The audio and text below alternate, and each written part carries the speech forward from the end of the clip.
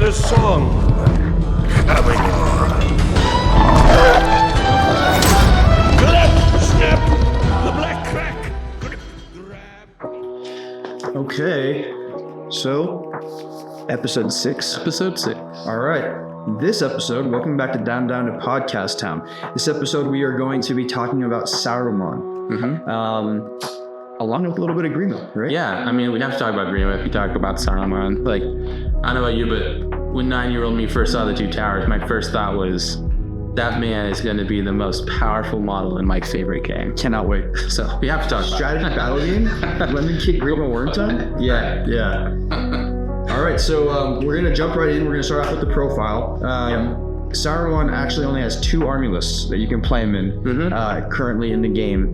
And we are focusing in this one just predominantly on Saruman when he's evil. So not Saruman the White. We're not going to go into that White Council list, but just Saruman. And so since he's only in those 2 lists, we thought we'd add Grima in there because Grima is so integral.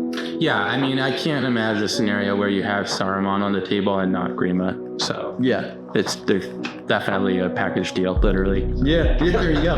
So go ahead and start off with the profile. Yeah, he is quite pricey at 170 points, but he is well worth it in my opinion. A move value 6, fight value 5, shoot value at 4+, which I think means nothing. Strength 4, defense 5, 1 attack, 3 wounds, 3+ courage, 3+ intelligence, 3, 6, 3 might well fate. He has a staff of power, and the Palantir.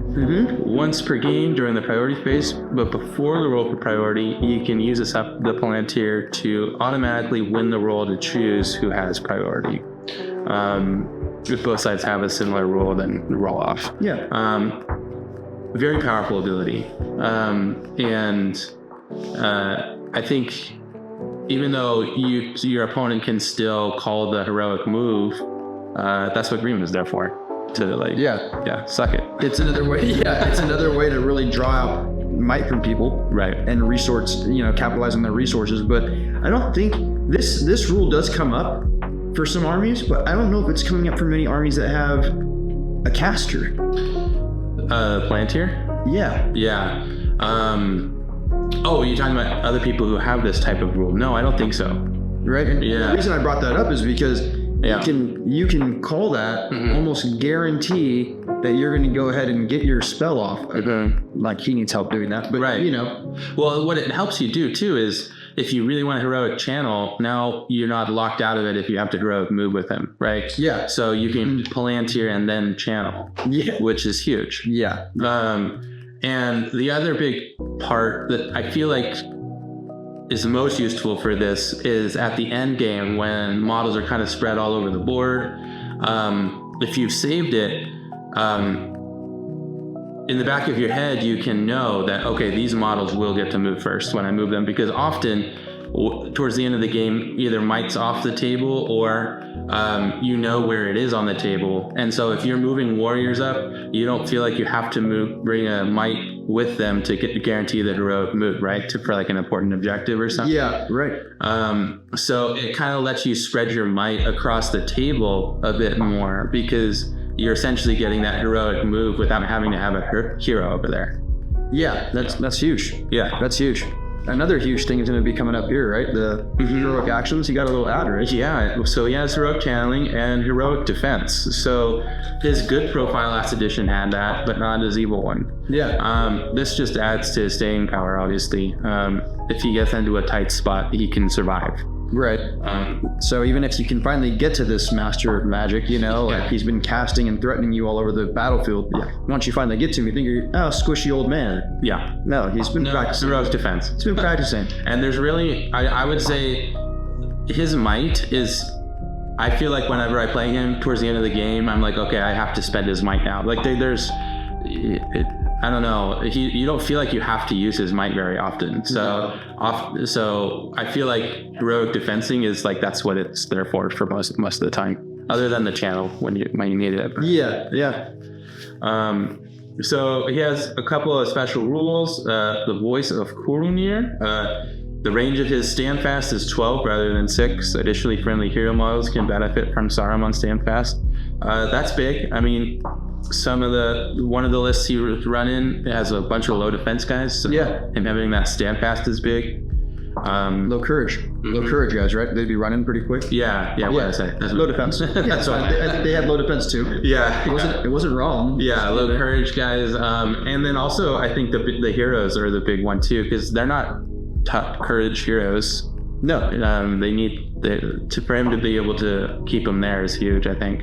Well, I think you were kind of talking about, not having a guy with Mike running around the board, but if you're some of those armies we're going to dive into, low courage running around all over the place. Yeah. Well, hero within 12 of him benefits from a standfast, then that guy can run off where and set his standfast to 6 inches. Yeah. I mean, I can keep a lot of guys around. Sure. Yeah, I can. So his a new special rule kind of replaced his old one, which was allowing him the free reroll as casting. So he doesn't have that anymore. He instead has this one, which is Saruman's Deceit. At the beginning of the game, after both sides have deployed, Saruman may choose a single enemy hero. The chosen hero suffers a -1 penalty to any resist tests they take when targeted by a magical power cast by Saruman. A natural 6 will still count as a 6.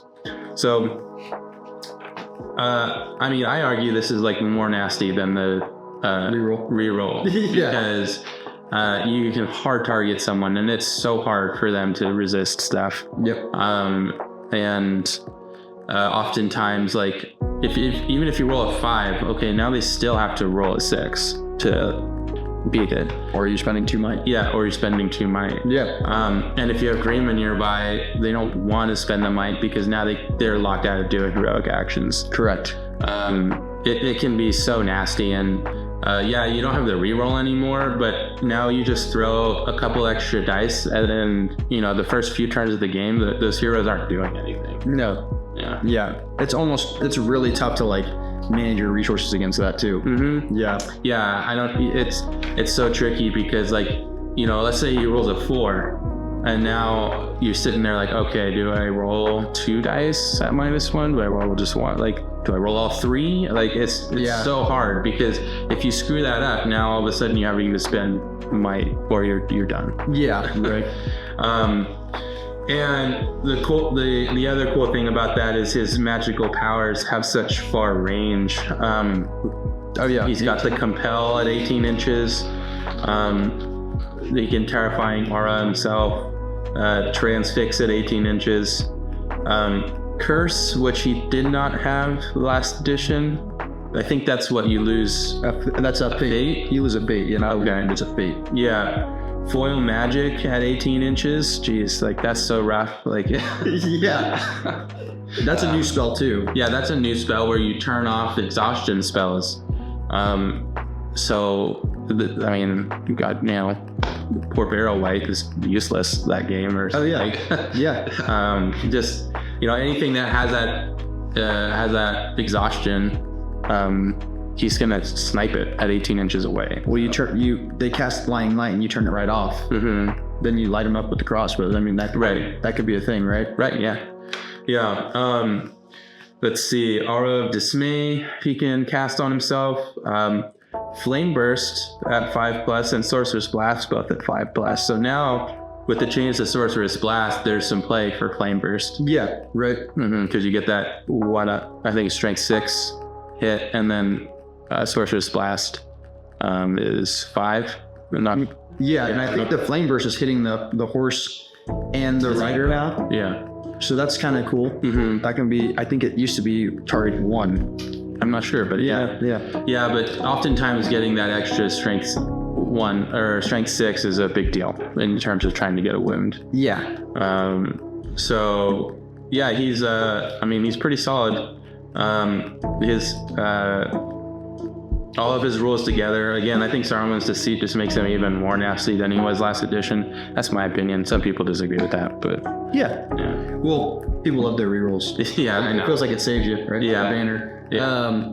The one thing we did want to mention was the horse. You can't take a horse for 20 points. Yes. And that doesn't seem like it's always an auto take anymore. No. It used to always be, but you'll see some of these bonuses that he has throughout his lists. give him a little more coverage, battlefield coverage, where he doesn't need to take that horse. And the horse is expensive, man. 20 points, like for someone who's, it increases his casting range, but it's a lot of points to do that. I mean, he already has a pretty far range, so.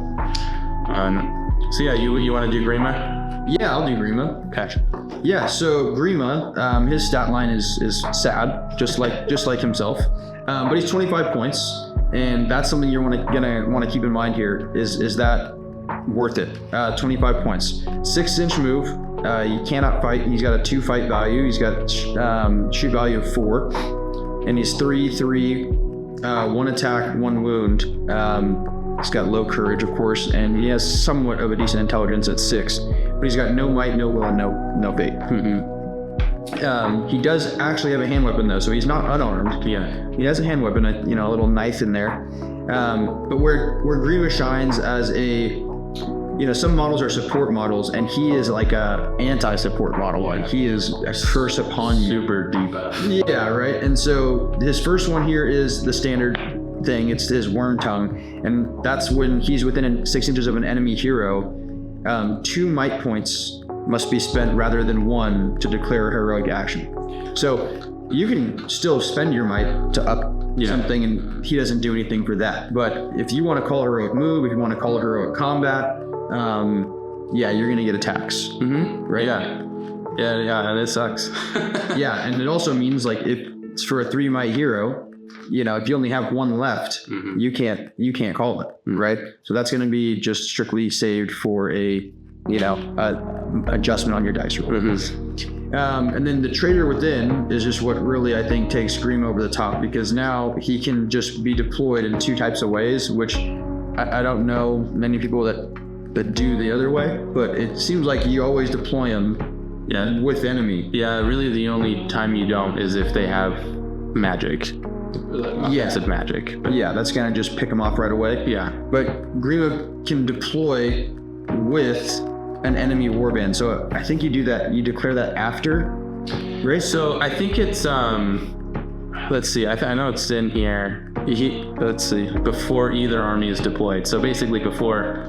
Yeah. And you get to see your opponent's warbands. Yeah, and then you pick one. Then you pick one, and then they'll go ahead and roll that warband out, and then you bring Grima on. I think plop him down within 6 inches of the hero, right?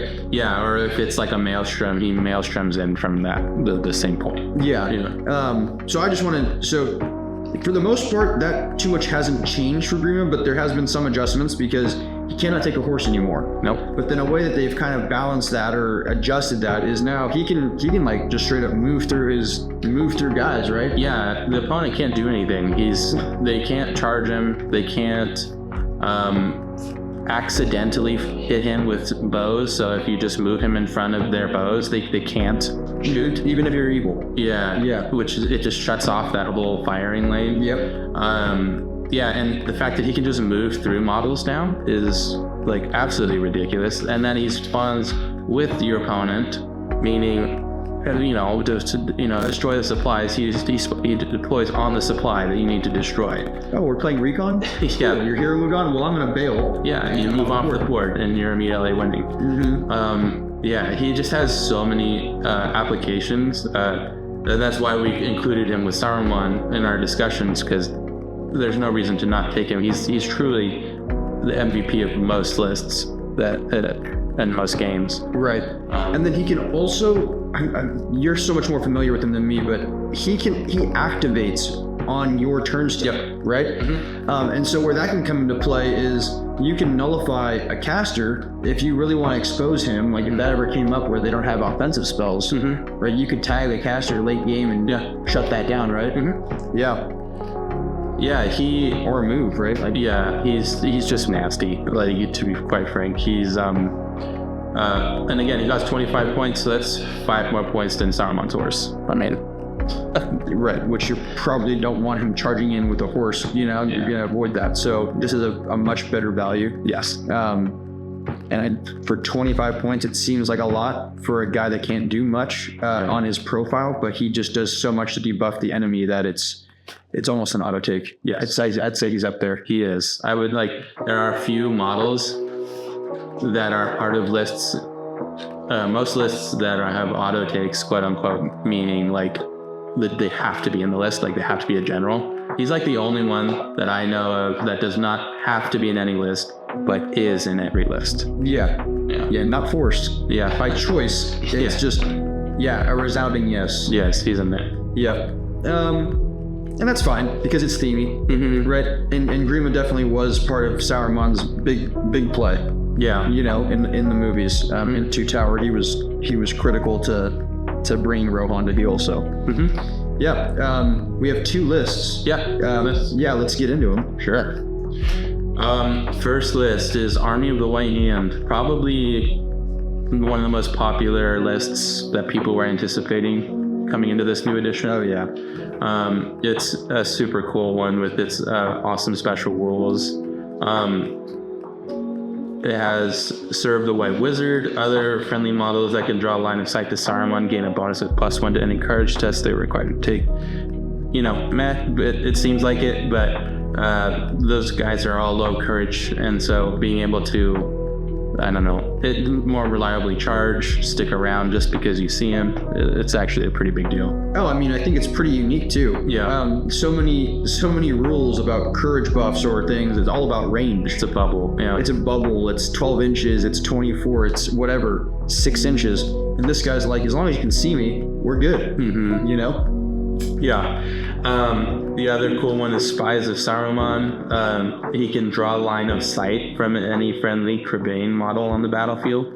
So it's not, he can't use it for distance. It's not like a beacon that he can shoot spells from, but that means you can do is you can hide him in a little building and still, count out 18 inches and cast even though if he can't see anything. Yeah. So he's just completely defended, casting spells behind walls. It's, pretty tough to get to him. Yeah. Because of this roll. Falling heroic defense when he's in there. Yeah. He's tough. And the Crebain themselves are just hard to pin down because they can fly, so they can be at the top of buildings, which are tough to charge. Yeah.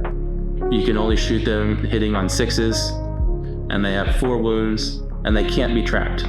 They kind of sound better than a horse. They're 20 points. Yeah, they sound better than a horse. So yeah, again, his horse takes a backseat here. Yeah. So they're amazing models, and they just make him that much better. Now, the thing that most people were excited about was the voice of Saruman. During his activation, he can use one of the following abilities instead of casting a magical power. That right there is key because it's clearly an ability and not a magical power, which means it cannot be resisted. Yeah. All of these cool things that he's about to do. They can only be used once per game. Conjure Lightning. Choose a point on the battlefield at least 12 inches away from any friendly model with the exception of Grima. Each model within 2 inches of the point suffers a strength 6 hit. The cavalry hits both the rider and the mount. Yeah. So just right from the start of the game, just nuke somewhere, wipe out a quarter, half a warband, and call it good. And if you're worried about that part about 12 inches away from a friendly model, don't worry, because in this edition right now, only one of the scenarios actually starts you within that kind of close 24 deployment. Everything else is far apart, right? So you're going to get this off most likely. Yeah, and I mean, you can ignore Grima too, which is key because he's probably going to be deploying with your opponent's army. So if he wasn't ignored, it would make things really tricky. To get that off. But because you can ignore it, I mean, you can even just lightning his ass from the beginning if you wanted to. If it was too juicy of a target. The next one is Summon Gale. Until the end of the turn, enemy models have their move value. That is such a clutch one. And there's so many cheeky ways to use it. Now if he maelstroms in first, he can call this stupid thing, and now the opponent is maelstroming in at half movement, so they're completely bottled up at whatever point they are. Big models like a Mummic can't even come in. They just can't because their movement is not enough. Their base would still be hanging off the edge. So it's super oppressive in any maelstrom scenarios.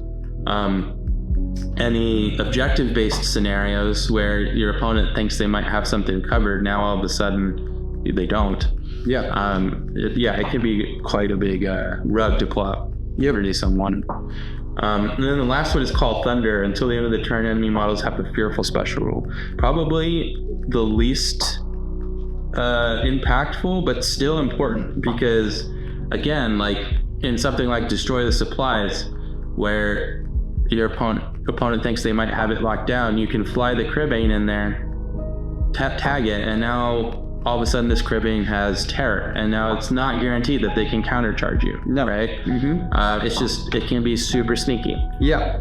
I mean, and also in a list where you can bring, you can bring Ward Riders. Yeah. Right? But if you're playing another army that has quite a bit of numbers, and yeah, I mean, there's a lot of armies that don't have great courage. Right. Yeah. And the army construction itself, you can bring Saruman, obviously. You can bring the Wildman Oathmaker, Isengard Orc Captain, Wildman Chieftain, Uruk-hai Scout Captain, Grima. And then the warriors, you can bring Uruk Scouts, Wildman of Dunland, Isengard Orcs, and Isengard Warg Riders. So notably, you can't have... and the Cribbane at the bottom, Yeah, cannot forget the Cribbane. Notably, you don't have the, fighting Uruk-hai, the heavy armor guys. Which, that's a bummer, but you have so many other options. You can spam out the Wildman. Yeah. And you have like the cavalry if you need it. This is quite a spammy list, especially with the Wildman. I like to run it with full bows with the Wildman because their shoot value is so good and they're so cheap. Yeah. Price. I think it's a lot about the price. Yeah. Yeah. And so this is one of those lists where the way you construct it, like, I think is up for debate. Some people use the Uruk Scout, some people don't. If you want to bring a banner, now you have to have a warband of orcs, because otherwise you don't have anything to pass the banner to.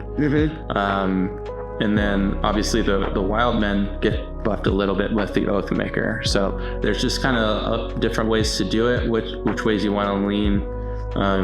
But it's a very cool list. If people are interested in playing Saruman, like, this is probably the coolest list you could play, man. Yeah, and I think because of those special rules. Yeah. And I think this army is supposed to kind of more represent like him being up in the tower. Yeah. Right. Him having eyes all over Rohan and moving his armies around and kind of taking over the Westfold. Right. Yeah. And I think it gets captured here. They did some pretty cool things here to make that themey and fun. And the list has a lot of different tricks. It's but also can be pretty straightforward for a new player to start, and use. You get to just know there's a caster, right? But if you were already going in hoping to play a caster, you have to know those spells, right? What else do you think about this one? I mean, I've played this one probably the most out of all of the games I played. I think it is quite an impressive list. It has a high skill cap, I think. Like, you have to play it a lot to get down when to use these once per game abilities, because you can certainly kind of shoot yourself in the foot if you use it at the wrong time. Yep. Or if you forget one, like the Palantir, or the Fearful rule. There's quite a few you got to keep track of and then understand when to use them. So it's definitely not a beginner-friendly army, especially because your warriors are pretty low defense. So like, if you make a mistake, like your guys are probably going to get shredded. It's quite a puzzle to play, but it's a fun puzzle, I think. Yeah. And I know we played it when you're using it at lower points, and so your low defense models are more valuable because you don't have as many. But I think as this army kind of scales up in points, you can really spam out a lot of models. Oh, you can, yeah. Because the other heroes are just not expensive, right? Yeah, and that's the weakness of the list too, is you do not have a killy hero, and your warriors are not necessarily the strongest. No. So like the killing output is where this list kind of falters a bit. You still can put those orcs or the Uruks in there for the strength 4, but there are much more killy lists out there.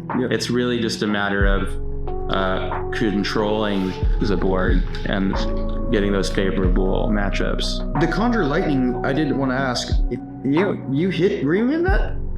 Have I done that? No, I've never hit Grima with it. But you could? You can. Okay, so he can get hit by that?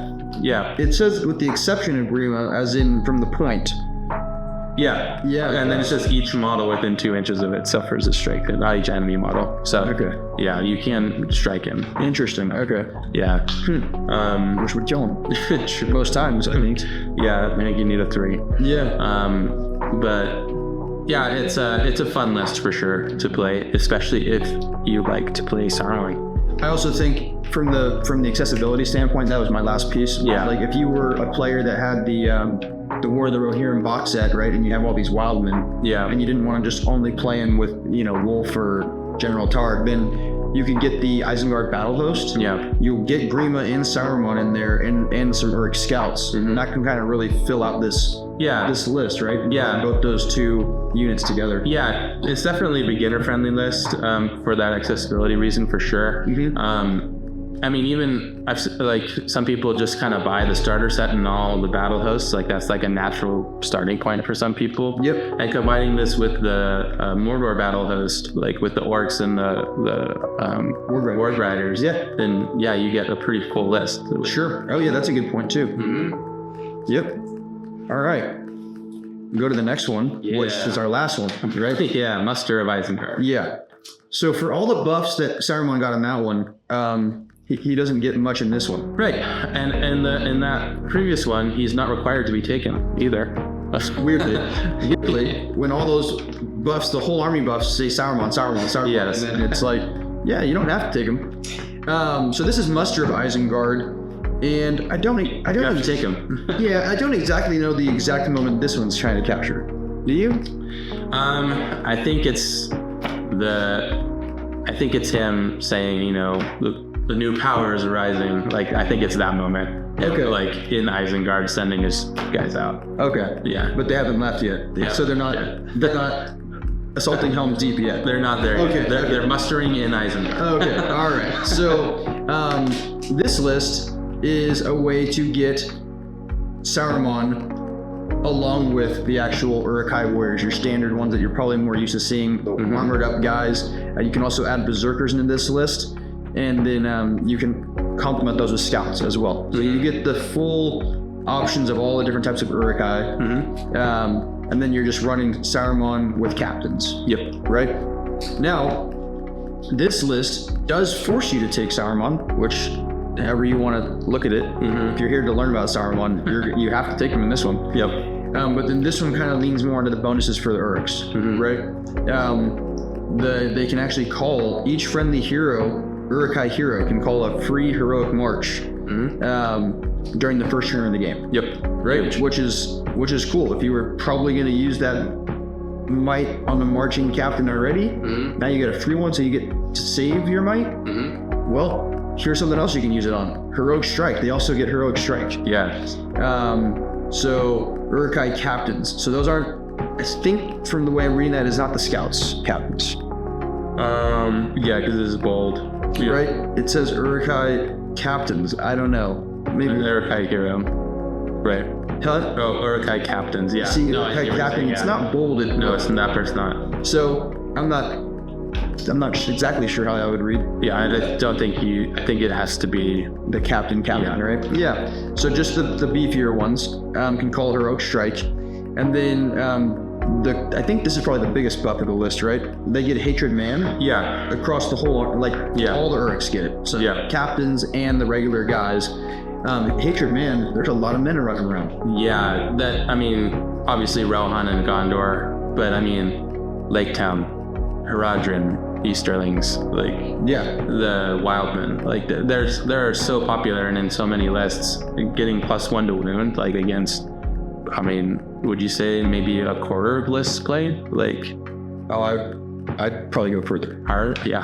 I think so. Yeah. Yeah, when you really get into it. Because now we're talking about a lot of men lists on the evil side. And then as it stands right now, we don't even have the full bevy of options, right? So, you can't, there's not that many, I don't see that many dwarves running around. Yeah.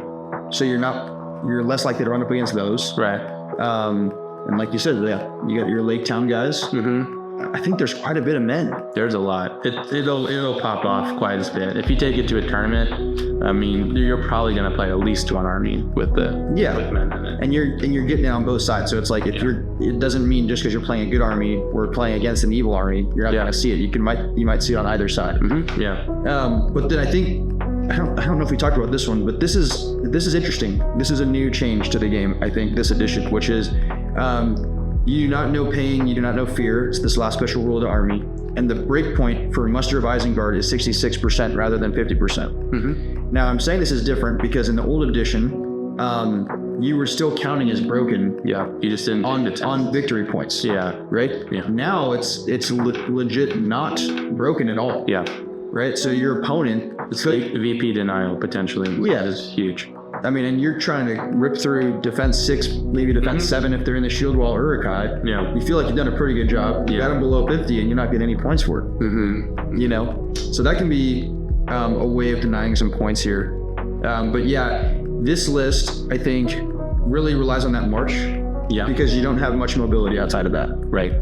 No wargs, no... Yeah, that's the problem with this list is the mobility. Yeah. You can get kind of stuck. In a lot of these mobile scenarios. Mm-hmm. Now, most of the time, you probably will be able to fight and chew your way through wherever you're stuck. If you're in a tournament time game, you just might not have the time to do that. Yep. So like, the main difference between these two lists is, in this one, Saruman doesn't have his cool once per game lightning type stuff, but you have really solid elite troops that will kill things. The Berserkers are, I think, in this edition much better with F5. The new rule for two-handing, where if they two-hand, they get to keep their 6. Yep. So two-handing and Hatred Man, you could be, getting +2 to wound on men with them. They can be quite a handful. Yeah, and I guess I would like to note this because I don't think it's here. It's not written here. I think the FAQ did add a drummer to this list. It did, yeah. Right, which is, if you look right here in the book, the drummer's right there. So I'm glad they captured that and re-added that, because that is kind of a way to counteract the movement challenge of this list. Yeah. That drummer, Yeah, that helps a lot in turn for the movement. Also, there's that annoying thing about how first turn of the game, if you're in a Maelstrom scenario, technically, like, you can't use your march or anything because that's the first turn and you can't call heroics when you're not on the board. So there's a chance that you run into a scenario and you just kind of lose a third of your omni bonus, which... Yeah, it's 33% actually, because it's recon and hold ground, right now, you're on the board. Right. So, I guess you can still strike. You're still getting that little caveat. Right. But that thought of relying on that march, there's a chance that you don't even get to use that. Mm-hmm. And the drummer makes up for that, obviously. Like you said, it helps you with those mobility scenarios a little bit. Yeah. I would, if I was playing this list, I would for sure have the drummer. And I think you got to move. Yeah. You got to move. Yeah. Mm-hmm. This one is kind of cool because you can really do some. I think having Saruman still have compel. Yep. 3+. Move a guy out and then light him up with crossbows. Mm-hmm. That combination isn't going to happen too much in any other list. No. Not with crossbows. Right. You can do it with the Uruk-hai bows or with the Wildman ones, but that's just going to be so less efficient and potent. Mm-hmm. So, yeah, Gandalf the White lost the compel. I know. Yeah, so Saruman's really, outside of him and the Witch King, that compel is a little more scarce these days. Yeah, and it's at 18 inches too, which is quite scary. Yeah. And him with his transfix, now these little captains can strike up against transfixed heroes, right? Yes. So that makes your captains also just that much better, pairing that strike with the transfix. So you can... It doesn't seem like you can hero hunt because there's no big heroes to do that with, but you do that with your captains and your strength for Uruk-hai. Yeah. And transfix it. And it'll rip through guys, because I think the captains are strength 5, right? I think so, yeah. And that's gonna tear it through. Or you start two-handing with some guys and then it gets... little Yeah, bit. and I think the captains are 5-5. Yeah, Yeah. they didn't go up. Right. They're still at 5-5. Right. Yeah. So yeah, striking up from 5-5, like you can reliably get to 6 or 7 and maybe 8. So Oh yeah, wouldn't bank on the 8, but I mean, Yeah. if you're going up against an Aemir who's transfixed, then yeah, strike up. strike up. Yeah, that's good. Mm-hmm. Yeah, so those are pretty much your 2 ways right now, and I think it's probably going to be that way for the foreseeable future to play Saruman. Yeah. Yeah, there's only 2 lists for Isengard, really. Well, there's the Assault on Helm's Deep. yeah, there's an Assault on Helm's Deep, and there's the wolves of Isengard. Yeah, Sharky. Yeah, these are the 2 that Saruman's featured in. I do think overall Isengard is one of those factions that got a significant glow up in this edition. Yeah. They seem super fun to play in a variety of different ways. And the nice thing is with Saruman, you can play him kind of 2 different ways on these 2 lists. And the lists are very different themselves. So Right. I would agree with you on the Isengard getting the glow up. It was so indirect. yeah, I love it because yes, they did get the shield wall buff and shield wall being more able to get pulled off, but just not having piercing strike anymore means their strength 4 is a true strength 4. It's more rare. yeah, But then also it also made their D6 just so much more tanky because armies going up against them with regular strength 3. Once again, you're fishing for 6s again, right? yeah. Yeah. So I think from my perspective on Saruman, why would you want to play him to start the game if you were just starting off? Or what really appeals to me, you just have one of the best casters in the game. You have range. You have a couple of lists that are, if you really are in love with Uruk-hai, yeah, that's a cool list. So then you can bring him to support them one way, or you can just play Uruk-hai by themselves. Yeah. But then also, if you like Saruman for him being a cool magic guy, there's a list for that. You're gonna get a bunch of cool things that you can get off reliably. I mean, they're not even spells. They're just, I do this, right? Yeah, it just happens. For me so far, he's my favorite caster that I've played in this edition. And I mean, I love the Witch King and I love Gandalf, but I don't know why, but that -1 is just like so sweet when you roll that 5, you just laugh and you rope on it. Yeah. It just sucks. And it's also really fun strategically because you're picking that hero. Yeah. So it doesn't have to just be their general. No, it does not. You know, and if they brought a support general and that this is their more combat guy, well, you can just pick that combat guy to be, Yeah, I actually recently played a game where I was playing as Lothlorien and my opponent was Muster of Isengard, and he did not pick Galadriel, he picked Celeborn because of his fight buffs. Right. So he was compelling him around and trying to, get my little +1 to wound bubble screwed. negated. Yeah, just moving it around. So, you can really be strategic with who you pick. Is that a passive ability? It is, yeah. Okay, so you can't even transfix and turn it off. No, yeah, but he could move him around. Move around. Okay. Yeah. Depending on the fact that it doesn't have to be your opponent's general, I feel like is good. Like you can choose who you want it to be. Right. I would say Saruman, similar to most casters in this game, they have a whole different set of rules that you're going to have to learn because of all the spells, which is their toolbox, right? Yeah. And that's good and bad. It's good because you're going to have a lot of options. It can be a little bit tough at the beginning to learn them all and then know when to apply them. But once you get there, it becomes really fun because you'll start seeing across 6 scenarios and across facing tons of different armies. There's going to be opportunities to try those out or to apply one of those. And you're like, that was the moment I was waiting to use that. Right. I'm playing Goblin Town. Yeah. I'm going to do the fearful thing. Yeah. And now these guys aren't passing anything, right? And so, it's like, talk about halving their move. Well, how about only a quarter of a move the whole turn because of fear. Yeah. So, yeah. Very fun model. Very cool ways to play him. Always bring Grima. Always bring Grima. Yeah. Can sometimes leave the horse at home. Go get some birds. Yeah. All right. Well, thanks for joining us. See you next time on the Podcast Town.